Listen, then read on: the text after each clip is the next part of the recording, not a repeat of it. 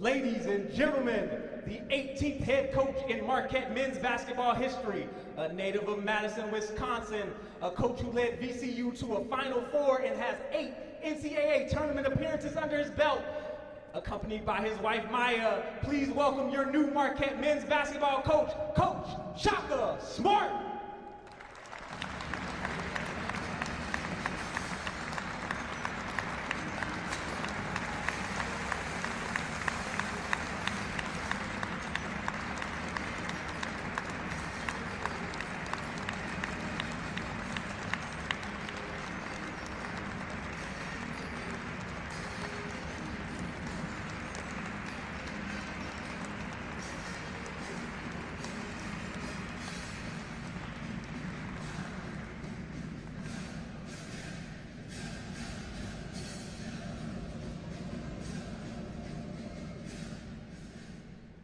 Good afternoon, everyone. My name is Scott Kuykendall, Senior Associate Athletic Director for Communications. We want to welcome not only everyone here in attendance at the Al McGuire Center, but everybody that's watching online as well.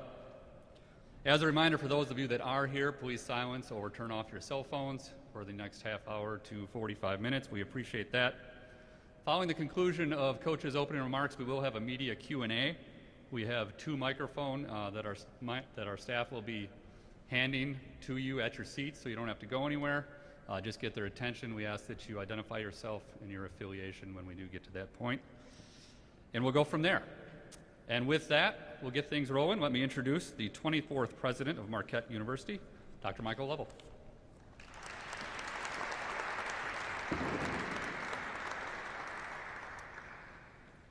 Well, thank you, Scott. And I'm going to welcome all of you to the Al McGuire Center. I was actually just saying to Bill, I think this is the most people we've had in here in more than a year. And it's so exciting that we will be introducing our new head basketball coach, Shaka Smart, to our community. And I know you're all eager to hear from Shaka, but I'd like to thank Director of Athletics Bill Scholl and Deputy Director of Athletics Mike Berker for their leadership in bringing Shaka to Marquette as our new coach. You know, I learned from my first days at Marquette just how important basketball is to our students, alumni, faculty and staff, and fans around the globe. So it's been no secret how passionate Marquette Nation is about basketball and how all eyes were on this coaching decision. Now, I've had the great pleasure to meet with Shaka over the past few days. And what I've learned is he is a man of tremendous character and is someone who cares deeply about personal relationships. As you get to know him, I know you will agree that he is an excellent fit for our basketball program and even a better fit for our university. As a coach, Shaka has a proven track record of success on the court. He's hardworking, he's innovative, and he's already been to the Final Four. I know he will be successful on the court at Marquette. I also know that he will be a leader off the court, and he will make our campus and our community better. Basketball is a big deal at Marquette, but so is our Catholic and Jesuit mission. I can promise you that Shaka and his wife Maya will live out our mission, vision, and values every single day. I couldn't be more pleased to have the Smart family as part of the Marquette community. To Shaka, Maya, and Zara, welcome to the Marquette family. I have no doubt you will help us usher a new, exciting era for our men's basketball program. With that, I'd like to turn things over to Bill Scholl, Vice President and Director of Athletics, who will say a few words. Go Marquette!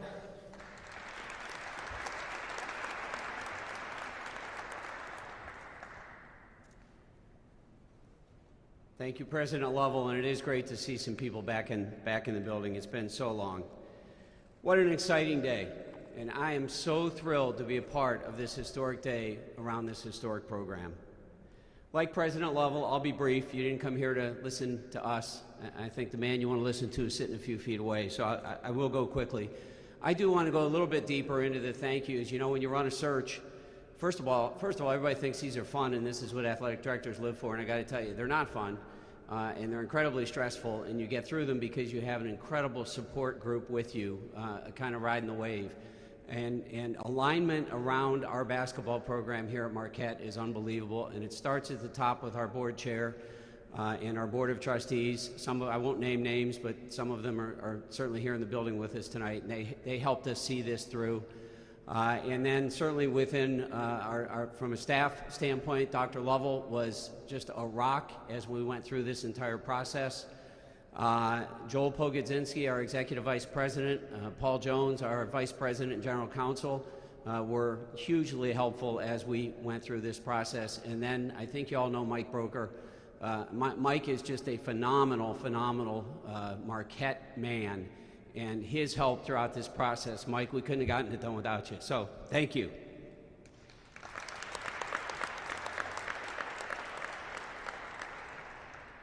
I've had the great pleasure over the last few days to get to know Shaka and Maya a little bit better, and I got to tell you, particularly as it relates to Shaka, not to leave you out, Maya, but you can't possibly you can't possibly overstate what a great fit he is for this storied program. Not only is he an outstanding basketball coach, he's a man of great principle, and that is critical to Marquette, and it's critical to Marquette basketball. Shaka will bring a style of play to Fiserv and the Al McGuire court that fans will love to watch. I think I speak for everyone, except perhaps Shaka, when I say I wish the season started tomorrow. I'm guessing you may want a little more time. Shaka, welcome to Marquette.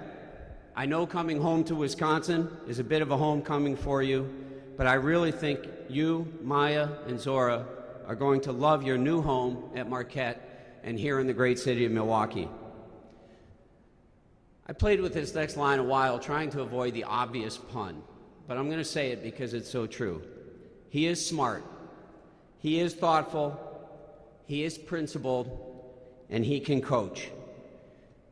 To our incredible fan base, I would simply say this: get ready for some hoops. This is going to be a thrilling new era of Marquette basketball. But don't take my word for it. Let's hear it from the man, Shaka Smart. Welcome to Marquette, and step on up and say a few words. Ladies and gentlemen, please welcome Shaka Smart to Marquette. Oh, and we have a little gift. Shaka is the 18th coach in our history.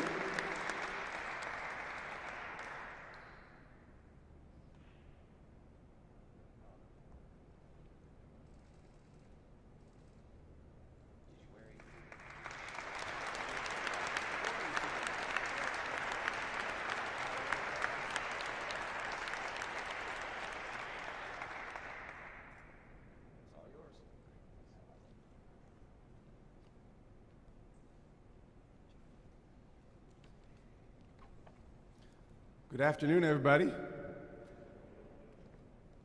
I want to say I'm so excited to be a part of the Marquette Nation.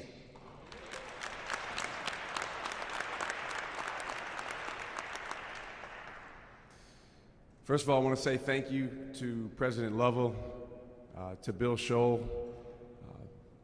They were instrumental throughout this whole process, really in educating Maya and me about the vision that they have for Marquette basketball and for the entire university. And one of the things that was just so incredibly attractive to us about coming to Marquette is that that vision is shared by us. It's a very, very common shared vision that we believe in. And it starts with family. So I want to introduce my wife, Maya. Stand up, Maya. We have one daughter, Zora, who you guys will see running around here soon. She prioritized school and soccer, but she'll be up here soon enough. Maya's mother, Margaret, is also part of our family, and then my mom, Monica, lives about an hour away from here, and I'm so excited.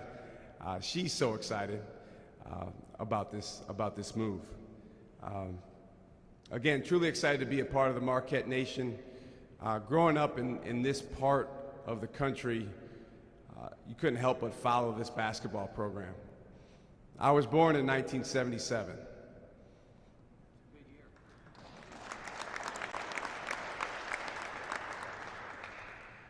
And one of the things I remember about a kid growing up watching basketball was I remember listening to Al McGuire as a broadcaster and getting to know his personality through listening to him do games. As I got more and more into the sport, into coaching, I learned about what he did here, what the coaches that followed him did here, and truly understanding how special of a basketball program this is. One thing I want to make very clear is a huge part of the reason that Maya and I are here is the success that has been built by past coaches and past players.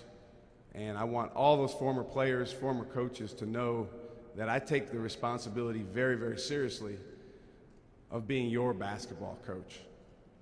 So I want to say thank you to everyone that's reached out, that's been so welcoming, to our family. We just got in yesterday, but we already feel very, very welcome and can't wait to get to work. I want to tell you a little bit about my vision, my philosophy, because I think it really, really aligns with what's made this program great over the years. My number one core value is relationships. I was raised by a single mom, and really my coaches in sports were the ones that filled the void of a father figure for me. I used to look at those guys like they were 10 feet tall. And I have to mention my high school coach, Kevin Bavery. He coaches right now at Middleton High School, right outside of Madison. I played for him at Oregon High School. And he's really the one that helped me fall in love with basketball. He used to open a gym for me on Friday and Saturday nights when I was really the only one thinking about basketball. And he taught me about coaching even while I was still playing. We used to, talk about diagramming plays and different defenses and offenses. So he was one of many, many coaches who spent the time to build a great relationship with me. And again, that's why I'm standing here today, is because I truly believe in the power of relationships, and it's a big reason why I coach. But the relationships don't stop with the coaches and the players. It's the players amongst each other. That's probably the most important relationship in any basketball program, is the way that the guys feel about each other. As you know, the best teams have a few things in common, and one of those things that they have in common is that they're truly connected around something common, a common goal. They want to do something special. And whether you're talking about 1977 or 2003 or any of the other great Marquette teams over the years, you talk to those players, if you talk to those coaches, they'll say, man, we had a connected group. That starts with relationships. My second core value is growth. Growth is incredibly important to me because we get the chance to be around these young men at an extremely formative time in their lives. 17, 18 years old until 22, 23 years old. For some of them, a shorter time span than that. And that's a time when you go from being a young man to being a grown man. Not just out here on a basketball court, but in life. So I take very, very seriously the opportunity to play a role in helping these guys grow and become, as we say, the best version of themselves. It doesn't just happen on its own. No coach has magic pixie dust that he can sprinkle on a guy. It happens through relationships. It happens through very, very hard work. It happens through resiliency. But that emphasis on growth is something that our players will feel every single day. We say get 1% better. Just get 1% better each day. You're going to be a lot better by the end of the month, by the end of the season, by the end of the next year. And then our third core value is victory. This is a competitive sport. This is a very, very high level of basketball. We step on the floor to win. But in order to win large victories, you first have to win small victories. things like being on time, things like being the first guy ready, all the things that go into preparation to succeed. Every team wants to win, every player wants to win, every coach, but it's really the teams that honor what goes into winning and work at those things every single day that are going to be highly successful. To me, what goes into winning is, again, being connected around a common goal, having the willingness to lose yourself in the present. We live in such a world that can pull you into the past or the future. My goal is to get these guys to be so locked in on the present moment when they get to step out there on the floor, because it is a very precious time. To win, you have to outcompete the opponent. And then lastly, you have to take a win-anyway mentality, because as we know in basketball, there's always twists and turns in the games. We may not agree with some of the calls that the officials make, and you have to be willing to respond. We tell our guys all the time, response is the ability to focus on the next most important thing. We truly want to build leaders in our basketball program. Leadership, to me, is not something that's determined by a title. It's not something determined by your rank or your class on the team. Leadership is simply the ability to make people in situations better. So if our guys can come out here on the court and they can make the people around them better, if they can make the practice better, if they can make our games better, then they're leaders. If they don't, then they're not. The best teams are filled with leaders, not just a captain or two. So our job as coaches is to cultivate that leadership. And understanding that this is a very, very high level of basketball and our goals are very, very high, I think in order to prepare for a challenge, you have to challenge yourself during that preparation. So it's going to be hard. We're going to need to work extremely hard. We're going to need to set the bar at a very high level before we even get to the games. And part of our job this offseason is to get our guys to fully understand that by the time that ball goes up for official practice. I'm excited about that. Really, really excited about meeting our guys. I haven't gotten a chance to meet them yet in person, but they're the ones that make this program go. And I can't wait to be around them. From the players, there's a few things that we expect. Number one, we're going to train with an incredible level of enthusiasm. We step out to practice, we get to practice. We don't have to practice, we get to practice. Huge difference. Number two, we're going to give each other energy. We've all been around energy givers. We've all been around energy takers. We want to build a basketball program full of energy givers. Through that, things are fun. It's fun to be around energy givers. And it creates winning. It creates success. And then lastly, we're going to compete. Everything we do in our workouts and our practices, we will have a score. And I don't think anyone will win every single competition, but there's going to be a barometer on where we are as a program and where each member of our program is. There's nothing wrong with that. That's an opportunity to grow and succeed and use that barometer to get better. Can't wait to be around our guys and build relationships with them.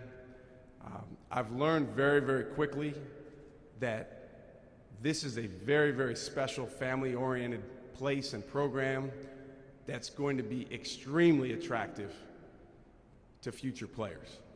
And you know, I'm already sharing that fact with a lot of guys. So to all of our current players, to all of our future players, I can promise you this: you will not find a coach who has more passion and enthusiasm for pouring into you as a person and helping you become the best you can be. And through that, we're going to have a lot of fun together. Again, I want to say thank you to everyone for coming today. Thank you for everyone watching. This is only the beginning. Can't wait to get on a plane and go see some of our guys that are home for a little while and connect with them. And I can't wait to meet so many of you that I haven't met. I do want to acknowledge again, about as impressive a collection of former players here at Marquette as there is in any program. And, it doesn't even do justice to name a few because there's so many. I do want to say thank you to Doc Rivers because he's been a mentor for me over the years. Got to know him through recruiting his son, Austin. And obviously, what a guy of class. What an unbelievable representative of this program. Can't wait to meet all the alums, all the people that made this program what it is, and can't wait to make them proud. Thank you guys, and I was taught this today, so we're going to try it out. We are.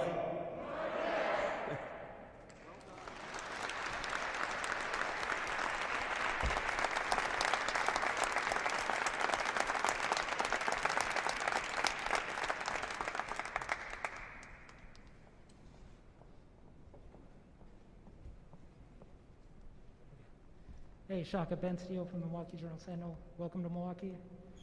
It seemed like the deal kind of came together quickly last week. Can you talk about, were you intrigued right off the bat with the possibility of Marquette, and what did you like about the job, and what ultimately clinched the decision for you?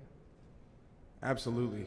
A close friend of mine, former co-worker, used to be here during the Tom Crean era. So for someone that hasn't worked here, I do know a lot about the program just through him. Denny Kuiper, some folks in the building will know him. So over the years, he's just shared phenomenal stories with me about the program, about some of the folks that still work here in administration and inside the basketball program. When the opportunity came about, or the potential opportunity, there was really three reasons for me and Maya that we felt like this was an absolute slam dunk. Number one, this is a basketball crazy place. This is a basketball-centric athletic department. I'm excited to learn about the success that all the other sports teams are having here, and I'm excited about meeting those coaches. And at the same time, I love the fact that basketball is in the center of it all. Number two, it's clear that Marquette is about family, and that goes beyond sports. And that's something that resonates with us. And when we talk about family, that doesn't stop when the boundaries of campus stops. We're in the city of Milwaukee, and Maya and I have always had a passion for just being part of positive change, being part of improving the community. And we can't wait to roll up our sleeves and partner with all the folks that are already doing great work here. And then number three, the alignment from Dr. Lovell to Bill to Mike Broker. There's a common vision, and again, it's a shared vision that I have, and those things were all extremely attractive. Again, I grew up about an hour from here. I was born in Madison, spent my whole childhood in Wisconsin, and it's phenomenal being back. But the reason I came back was Marquette. That's why I'm here. Steve McGargy, Associated Press. I was just wondering, did you feel, was it just Marquette that made you interested in going somewhere, or did you feel you kind of needed a fresh start somewhere else after this past season? Well, for me, I felt like those three factors were a better fit for our family than Texas. We had 6 great years at Texas. I mean, the relationships we were able to build, some of the unbelievable memories. Our team won the first Big 12 tournament championship ever in program history. So I will never forget those 6 years, the 6 years before that at VCU. One of the things when you're in coaching is you learn when you're at a place that more than anything, it's about the people. And so when you move from one place to the next, that's really what you miss. You miss the people. But I'm so excited about being part of this community and this program. After any coaching change, people wonder about what the roster is going to look like next season. Marquette's got a lot of talent, Dawson and DJ and Justin. I know you met with them virtually, but do you get a sense of any of those guys returning or what the roster is going to look like? And also the recruits that are committed for next season? Those guys have been great, in communication. I'm actually going to go see them this week, the guys that are not on campus. The few that are, look forward to meeting them, hopefully tonight. This is a really an unprecedented era in college basketball for a variety of factors. Obviously, COVID being one of them. But the guys have been terrific. I mean, I think they're really excited about the possibilities moving forward of what we can do together. They're all, to a man, young men that want to win and want to be successful, want to be part of something special. And they also love Marquette. So I'm looking forward to spending time with them, getting to know those guys.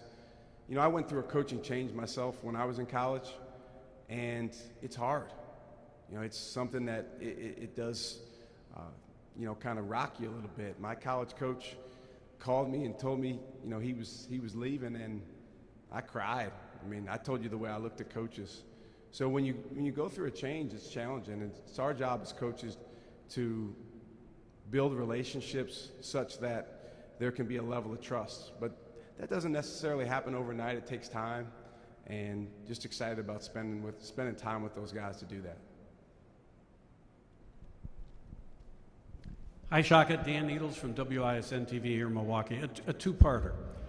Number one, obviously, you had recruited a player from Brookfield Central down to Texas, so you know the basketball in Wisconsin, the talent, and how it's gotten better over the years, probably a lot better since when you played. How important is it trying to keep some of the local talent here for you? And number two, we thought you were coming here 7 years ago. What's different? It's all about timing, obviously. Was it just a better feel this time around with Marquette? Yeah, I think a few things are different. One, it's a different time for our family. Number two, at that time, and obviously something was reported that wasn't true, we had a group of guys that, quite frankly, I wasn't ready to leave. Again, any coaching change, because I went through one myself, is something that I have a lot of sensitivity to. In terms of local talent, one of the great things about Marquette is there's been Marquette teams that have been, filled with local talent that have had a lot of success, and there's been Marquette teams that have been led by guys from further away. There's been great players here from really close by, and there's been, great players at Marquette from the East Coast or different parts of the country. We want to recruit guys that fit our vision. We want to recruit guys that value relationships, growth, and victory. One of the best ways to build the culture that you want to have is to bring people into your program that have a similar view of how to play basketball, how to train, and how to conduct themselves off the court. So absolutely, it's important to us to do a great job recruiting in the local area. It's important to us to do a great job developing relationships with the high school coaches and grassroots coaches in this area. And you're right, the talent has gotten better since 1995 when I graduated from high school. And so we're definitely looking forward to building relationships with young men and their families that are from this area. Steve McGarvey again. I think everybody remembers your havoc style there in VCU when you got to the Final Four. Yeah. How have you kind of adjusted your strategy since then, and what kind of style of play are you thinking will fit best here? Well, I think the biggest thing with style of play is it's always got to fit the guys on your team. And then as you go through the recruiting process, you try to recruit towards that. But it's interesting because you're always going to have some returning players and then some incoming players. Getting to know this group of guys that are here at Marquette currently, I do think it's a group that can play with a level of speed and pace. Offensively, I think that's the most important thing to me. Speed up the floor and then pace in the half court. The ball moving so that it gets ahead of the defense in order to create closeouts. And then really good basketball players are great when their defender has to run and close out to them from the paint. From those, in those situations now, you want guys that are really good shooters to shoot threes, and you want guys that can get in the paint and draw fouls and get to the foul line. Defensively, I've always loved playing an aggressive brand of defense, being disruptive to the other team, taking them out of what we do. At VCU, we called it havoc. But really, that was more a mentality than any particular full court press or way of defending. It was a mindset that, hey, we're going to take you out of what you're trying to do. And that's exactly how we want to play here. The game's evolved some, in the last 10, 15 years. I think it's officiated a little bit differently. I think depending on the league you play in, you're dealing with certainly different levels of guards, different levels of guys that can attack certain defenses. But to me, it's about being disruptive. It's about getting your hands on the basketball. We always want to force 32 or more deflections. That's a big stat for us. And then the best defensive teams, I don't care if you're even playing zone, man, pressing, whatever you're doing, have one thing in common, and that's that they play with multiple efforts. They go to block a shot, but then they go to get the rebound.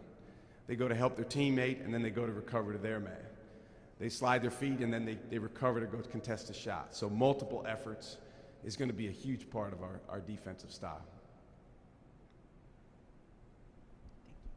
Hi, Lori Nickel with the Milwaukee Journal-Sentinel. Quick 2 questions. You mentioned your high school coach. Did anybody else from growing up here have a great influence on you? Maybe not just basketball, but also the core values that you mentioned. And secondly, can you elaborate a little bit more on Doc Rivers, how far you guys go back, or how you two know each other, what you've talked about? Thank you. Well, in terms of influence on me, my mom, biggest influence, her name's Monica King. I won't tell you where she went to college, but my mom, I have 3 brothers, and for the most part, she raised us as a single mom, and she did the best she could. I mean, she worked a lot. It was very tiring. I remember when I was a young kid, she would come home from her day job, and she'd be home for an hour or 2, and then she would teach a Lamaze class at night. And I'm like 5, 6 years old, and I would always cry and whine because I didn't want her to leave at night. And, when you're that age, you're not really thinking about how your mom feels about how you're acting. But she taught me so much, really without beating me over the head with it. It was more through example, through conversation. My mom and I have always had a really close relationship where we just talk. And so when I told her I was coming here, words can't express how overjoyed she is. But she was the biggest influence on me. Her brother, my uncle, also a huge influence. And then my grandfather, who's passed away, lived in Chicago my whole life. So I drove through Milwaukee. We drove through Milwaukee every time we would go visit him. Sometimes he would meet us up here halfway, and I hope he can see us here today because he was a big influence on me as well. Doc Rivers, I got to know in 2008 or so. His son Austin, his 3 sons, his middle son Austin, a phenomenal basketball player, NBA basketball player, as everybody knows, was a young star player in Orlando, Florida. I had come to the University of Florida as an assistant coach to work for Billy Donovan, and Austin was committed to come to Florida. He ended up changing his mind and going to Duke.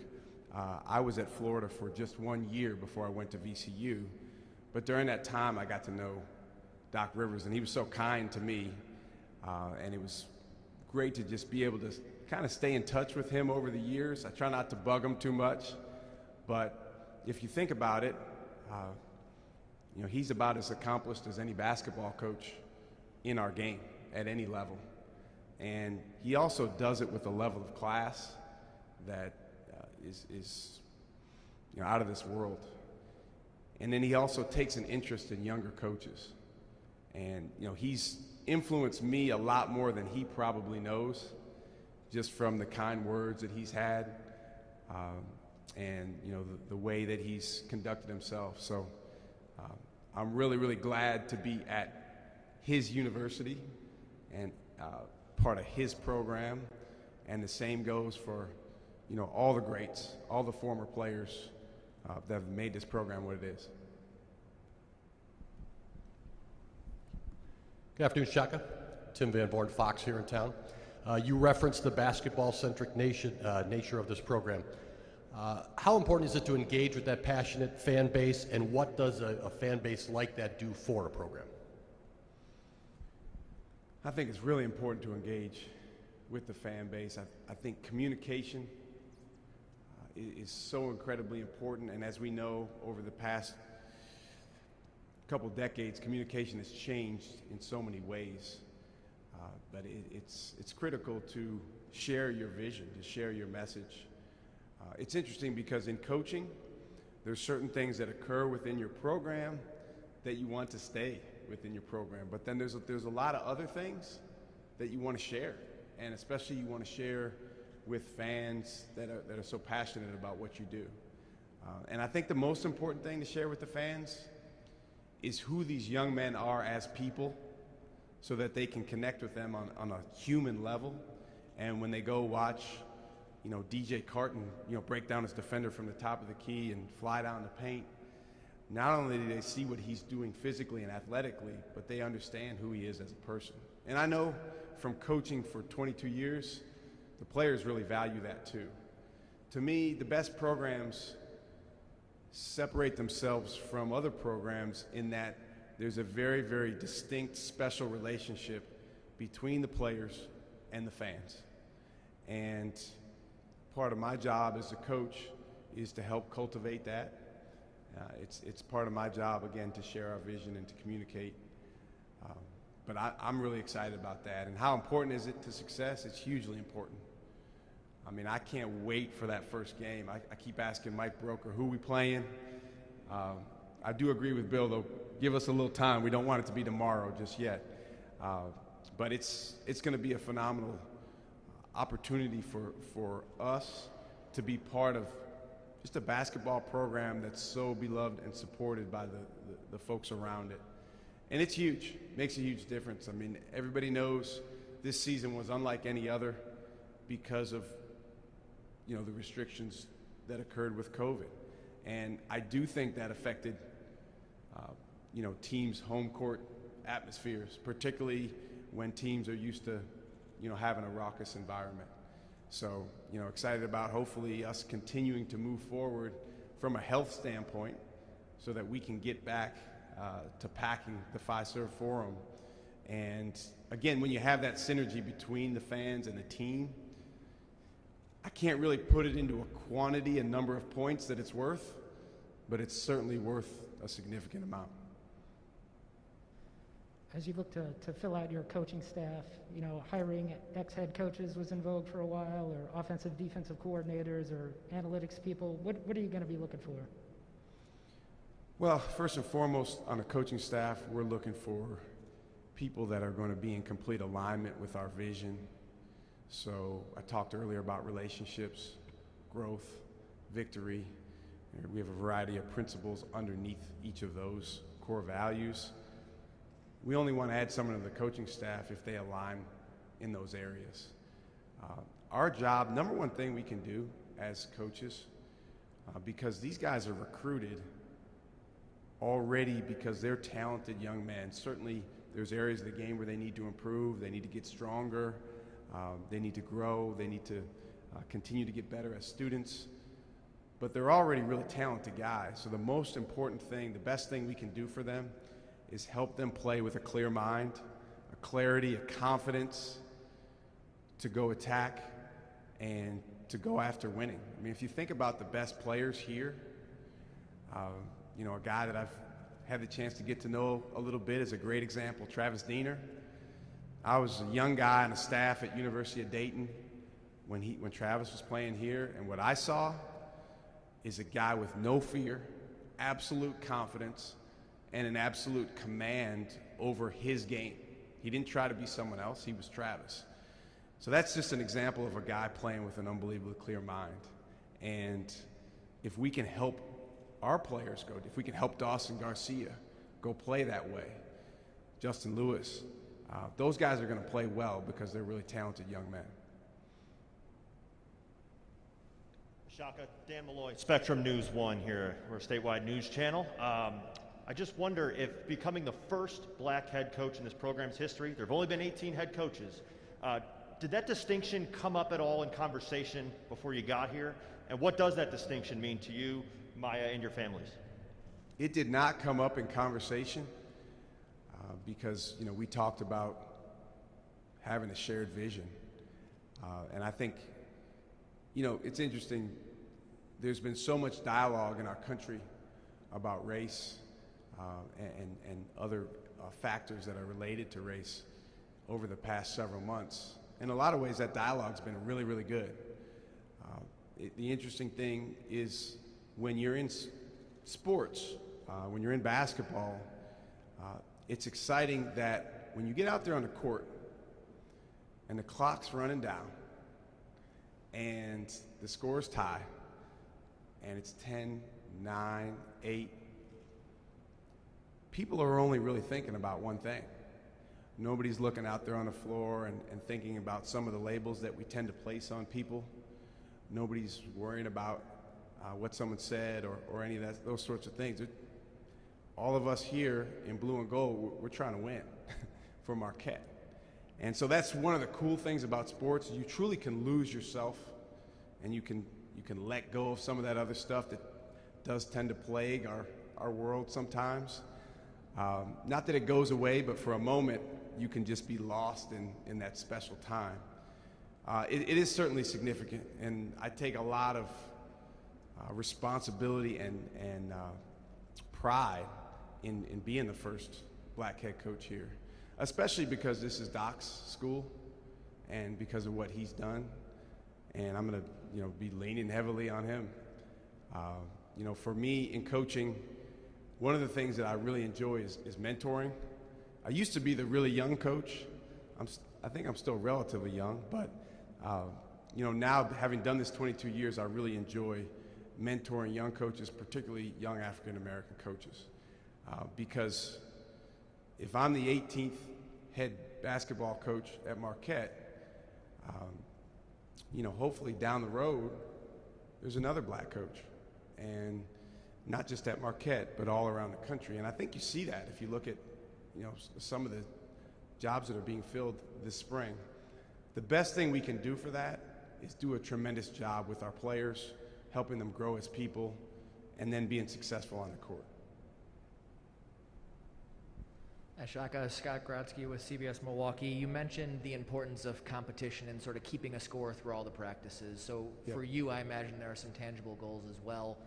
What does success look like to you in this program, both short term, where do you want to be in a year, where do you want to be in 5 years with the program? Yeah. Well, I think long term is probably the easiest one to answer.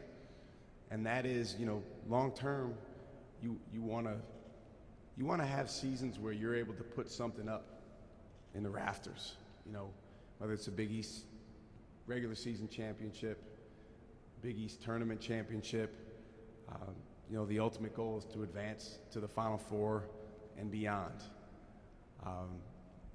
That's been done once here in 1977, and that's something that I think there's programs that have won it, and there's programs that have never won it. There's some really good programs that haven't even been to the Final Four or haven't been to the Final Four in the past 30, 40 years.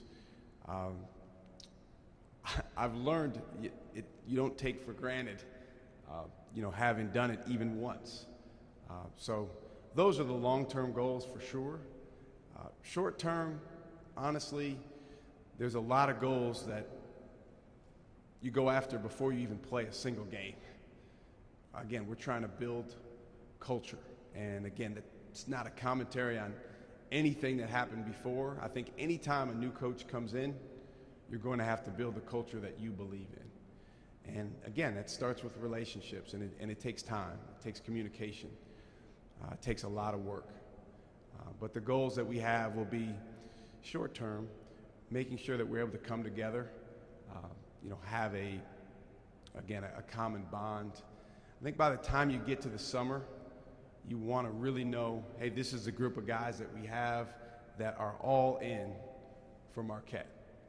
And again, this is an unprecedented time in college basketball for those of you that kind of follow it extremely closely in terms of rule changes and, extra years of eligibility and all those things. I think that certainly impacts a lot of programs around the country. But I'm excited about, again, getting a group of guys to truly be connected around what we're here to do, and then to help those guys find meaning in why they're here. Because when you find meaning in something, then you can really go after it with everything you have. This is a high level. There's a few people in here that played at this level, but for the rest of us that did not play at this level, I think it's important to have, a respect for what these guys do on a daily basis. And some of them make it look really easy, but it's not. It takes an extreme dedication, and it takes the ability to process a lot of challenging things up here. All the while, you're 18, 19, 20 years old trying to figure it out. So my goal short term is to help the guys in those areas, and I truly believe that success on the court follows that. When we hit the practice court on the first day of practice, if you were walking into our practice, I would want you to feel like, man, these guys are competing at a high level. There's a incredible, infectious energy in here, and guys are being coached to get better. This will be the final question. Hi, Coach. Zoe Comfort from the Marquette Wire. Going back to your coaching staff, obviously you want them to fit the philosophies and values that you're instilling in your guys, but I was just wondering about your thoughts about, breaking that glass ceiling and maybe hiring a female assistant coach. It's a great question. I've actually interviewed females before for positions on the staff, and I've gotten to know a few female assistant coaches in the NBA that know more basketball than pretty much any male coach. I know our game is certainly moving to the point where I don't think it'll be long where you see a lot more female assistant coaches on the men's side in college basketball, and then you're obviously seeing more and more of them in the NBA. I want to hire the best person. It's really not about anything other than who's going to do the best job to help our program. And, again, we owe that to our players and all the folks that do such a great job supporting this program. So, one of the things I've learned is you take your time, you get to know people. We had a very good coaching staff at the University of Texas. I'm very appreciative for the work that those guys have done. And again, you get to know people and you figure out what is best for these guys here in this moment. I want to say thank you to everyone. I can't wait to meet everyone. Can't wait for the first game. If you want to find me, I'll be in there. I'll be in the office. I'm super excited about this being our new home. And again, I'm getting the hang of this, but I like it. I'm going to end with this. We are. Thank you.